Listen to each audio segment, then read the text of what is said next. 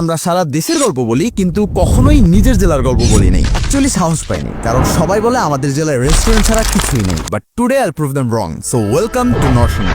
জেলার নাম নরসিংদী কারণ 15th সেঞ্চুরিতে এই অঞ্চলের রাজা ছিল নরসিংহ রায়। ওই সময় এখানকার নাম ছিল নরসিংহর্তি। তখন দি দিয়ে বোঝানো হতো জায়গা, মানে এইটা ছিল নরসিংহ রায়ের জায়গা। জেনারেশনের সাথে জায়গার নাম চেঞ্জ হয়ে এখন হয়ে গেছে নরসিংদী, কিন্তু লোকালরা এটাকে বলে।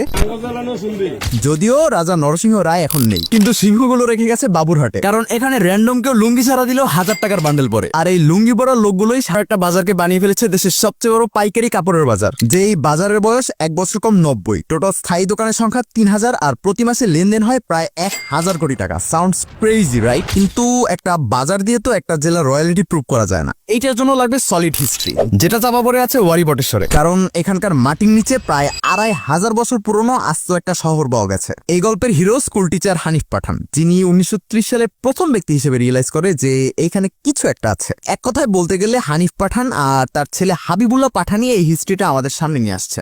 আর গল্পে যেহেতু দুইজন হিরো আছে, সেহেতু দুইজন ভিলেনও আছে। বাই দ্য ওয়ে, নিজের জেলার নাম লিখে যেতে কিন্তু মোটেও ভুলেন না, কারণ হতে পারে নেক্সট আমরা আপনার জেলার গল্প নিয়ে খেলবো। ওইটা না পারলে ক্রিটিসাইজ তো করতে পারবেন। মোট কথা আমার এঙ্গেজমেন্ট বার্লি হইল জারুমিয়া 1956-এ এই জায়গা থেকে 4000 পিস সিলভার কয়েন পায়, যেটাকে আমরা এখন বলি গুপ্তধন। বেচারা কয়েনগুলোর ভ্যালু বুঝতে না পেরে এক রূপার দোকানে মাত্র 720 টাকায় বিক্রি করে দেয়। আর ওই রূপকার প্রমাণ করে দেয় যে ইতিহাস মোছা না গেলেও গলিয়ে ফেলা যায়। মানে আমাদের দাদারা যে জমি বিক্রি করে ইলিশ কিন্তু এইটা তার প্রমাণ। সাল 1988, ওয়ারি গ্রামে শাহাবুদ্দিন 33টা পিতলের পাত্র উদ্ধার করে, যেটা উনি পরবর্তীতে ভাঙারির কাছে মাত্র 200 টাকায় বিক্রি করে দেয়। বোঝাই যাচ্ছে যে নরসিংদী মানুষ কলার সাথে ইতিহাস বিক্রি করে দিতে ওস্তাদ। তবে আমাদের জেনারেশনের এইসব নিয়ে কিচ্ছু যায় আসে না। আমরা হয় গল্প বলি না হলে গল্প করি, যেটার জন্য জেলার সবচেয়ে জনপ্রিয় জায়গা রেল স্টেশন। আপনি গাড়ি চালান নাকি রিক্সা চালান ওইটা কোনো ম্যাটার না। আড্ডা দিতে চাইলে আপনাকে স্টেশনে আসতে হবে। মজার ব্যবহার হচ্ছে নরসিংদীতে মেট্রো নেই, কিন্তু রেল স্টেশন গুনতে গেলেই 2 আঙ্গুলের কর শেষ করে আরো একটার অর্ধেক পর্যন্ত যেতে হয়। তবে